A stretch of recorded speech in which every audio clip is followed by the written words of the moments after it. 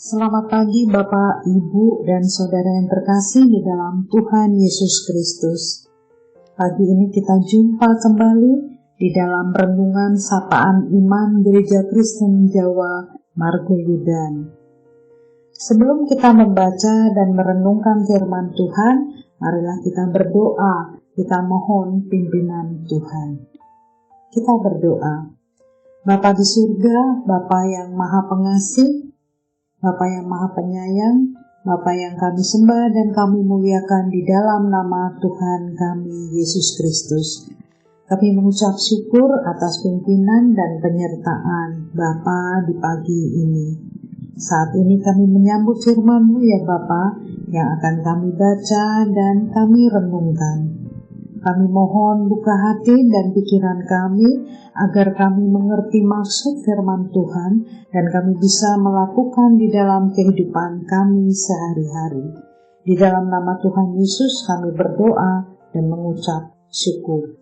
Amin. Bapak Ibu yang terkasih, firman Tuhan pagi ini saya ambil di dalam Kitab 1 Tesalonika 5 ayat yang ke-18. Kitab 1 Tesalonika 5 ayat yang ke-18. Demikian firman Tuhan. Mengucap syukurlah dalam segala hal, sebab itulah yang dikehendaki Allah di dalam Kristus Yesus bagi kamu. Bapak, Ibu, Saudara yang terkasih, renungan sapaan iman pagi ini saya ambil judul Mengalami Berkat, Bersyukurlah. Bapak, Ibu, Saudara yang terkasih, bersyukur mengingatkan kita untuk selalu berterima kasih kepada Tuhan atas segala berkat dan rahmat-Nya. Secara umum, mengucap syukur orang Kristen dapat dibedakan. Yang pertama, orang Kristen yang bersungguh hati mengucap syukur kepada Tuhan. Yang kedua, orang Kristen yang mengucap syukur tapi tidak sungguh-sungguh. Dan yang ketiga, orang Kristen yang tidak tahu mengucap syukur. Pertanyaannya, kita termasuk yang mana? Bapak, Ibu, Saudara yang terkasih, tentunya kita masih ingat tentang cerita 10 orang kusta yang minta disembuhkan oleh Yesus. Kita bisa baca di kitab Lukas 17 ayat 11 sampai yang ke-19. Ketika mereka disembuhkan, hanya ada satu orang saja yang kembali datang bersujud, tersungkur di kaki Yesus, dan mengucap syukur atas besarnya kasih, kebaikan, dan kemurahan Tuhan kepadanya.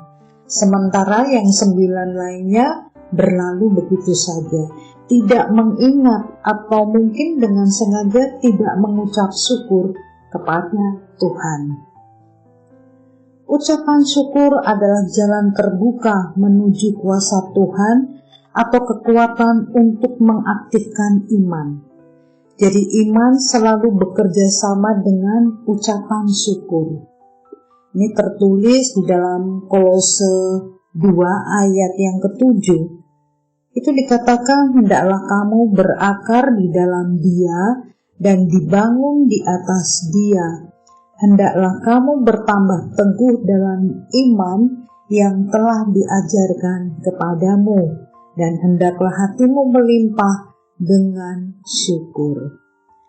Alangkah indahnya hidup ini jikalau hati kita selalu berlimpah ucapan syukur. Ketika kita mengucap syukur kepada Tuhan, kita sedang disadarkan tentang siapa Tuhan itu bagi kita. Bila hati dan pikiran kita hanya fokus pada persoalan atau masalah, itu akan membawa kita kepada keputusasaan dan kekecewaan. Sebaliknya, bila kita mengarahkan pandangan kepada Tuhan, iman dan pengharapan kita kepada Tuhan semakin bertumbuh.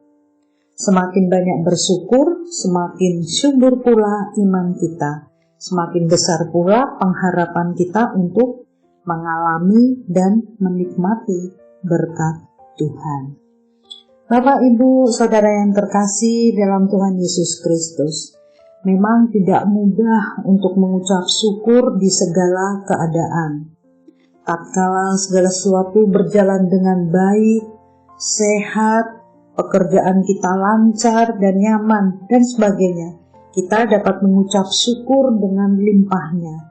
Namun tatkala kita mengalami suatu situasi yang buruk, penderitaan sakit, penyakit, dapatkah kita mengucap syukur?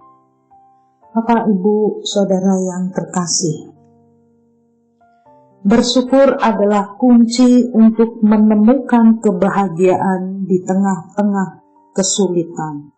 Ketika kita bersyukur, kita membuka hati kita untuk menerima berkat-berkat Tuhan yang tidak terhitung jumlahnya. Bapak, Ibu, Saudara yang terkasih, mari kita belajar untuk bersyukur dalam segala hal, karena itulah yang dikehendaki Allah di dalam Kristus Yesus. Dengan bersyukur, kita dapat mengalami kebahagiaan yang lebih dalam dan memperkuat hubungan kita dengan Tuhan. Amin.